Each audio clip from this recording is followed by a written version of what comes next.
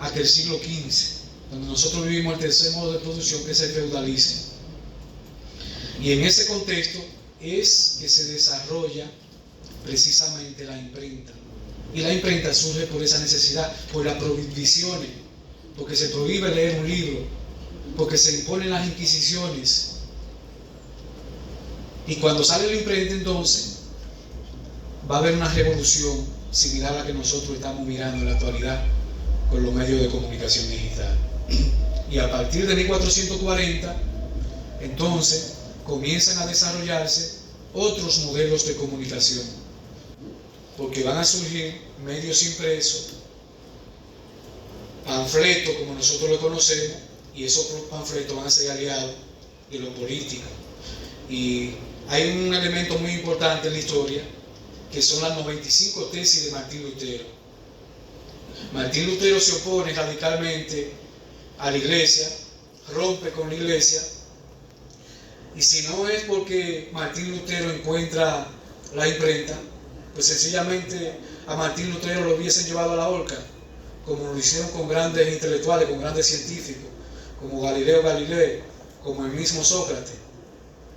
Pero él encontró la imprenta y comenzó a colocar los panfletos en todas las edificaciones públicas, y encontró también en ese momento un aliado, que fue uno de los reyes, en ese caso de Alemania, y ese rey lo protegió y lo ayudó a esa difusión.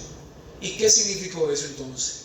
Romper con un monopolio que se llevó miles y miles de vidas de la sociedad, y sobre todo democratizar la sociedad, porque de ahí en adelante las sociedades comenzaron a investigar, comenzaron a leer, y florecieron las grandes concepciones científicas, lo que nosotros conocemos por ejemplo como la Ilustración.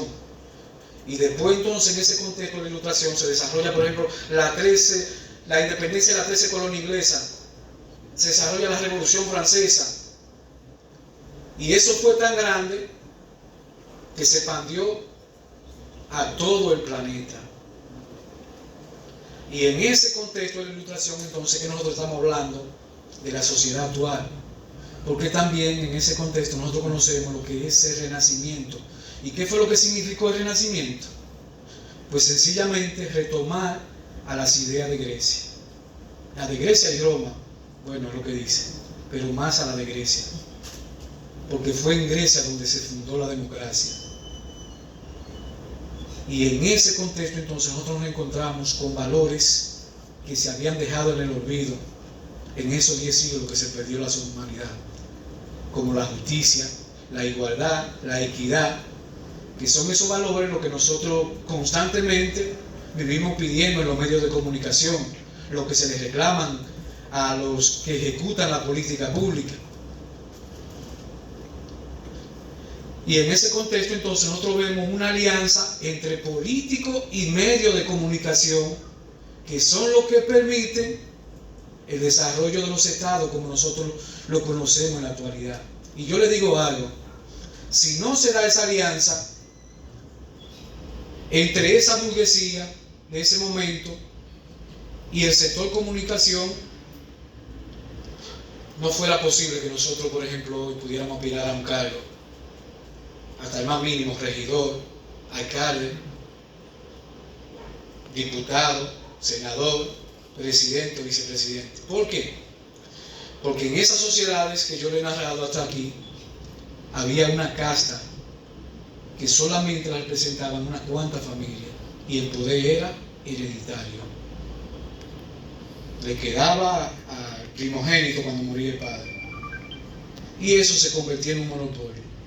Los griegos rompieron con eso, los romanos volvieron a quitar eso, y las revoluciones liberales volvieron a instaurar eso.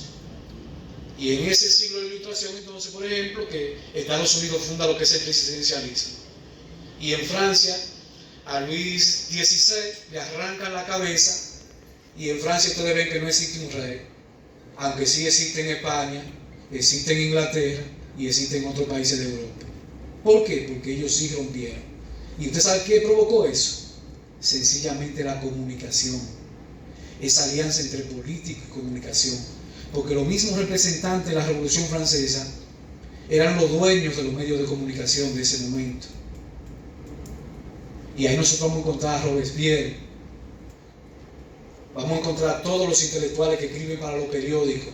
Y llega un momento que la comunicación es tan fuerte que ellos piden el control de eso. ¿Y qué va a suceder en este contexto? Que ellos llevan entre 800 personas